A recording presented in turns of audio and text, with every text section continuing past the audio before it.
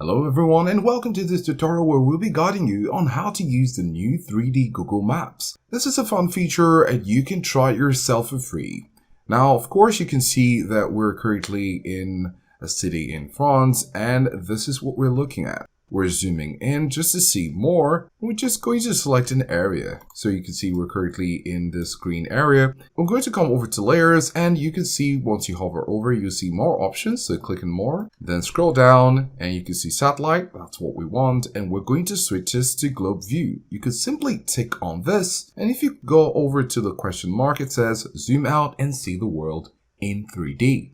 So go ahead and tick the box. You can see how the map changed. Let's unselect it again and look at the map. Click on it again and you can see something is changing. 3D is currently on. Going to scroll up, click on the X so we can have a better view. And then on the right side, you can see 3D. If you click on 3D, it changes the view from 2D to 3D.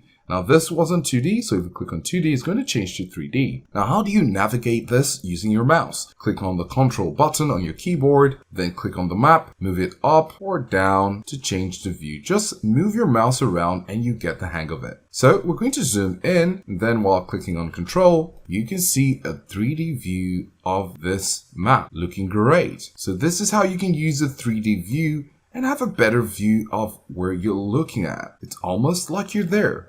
Now, this is different from Street View because Street View is still in 2D and not in 3D. So you might want to try the differences out and see how you can enjoy the view while using the new Google Maps 3D. Of course, if you want to zoom out, you're going to disengage the control button and then use the scroll key on your mouse and scroll out.